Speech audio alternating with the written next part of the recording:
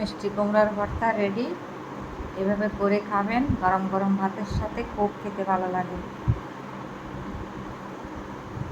সব একসাথে মিলিয়ে নেবেন, যেভাবে আমি করলাম সব কিছু একসাথে। পেঁয়াজ, ধনিয়া পাতা, সরষের তেল, শুকনো মরিচ পোড়া, নুন, মিষ্টি কুমড়া মিষ্টি কুমড়া একটু নুন দিয়ে বয়েল করে নেবেন। বাস, এগুলো সব একসাথে মিলিয়ে নেবেন।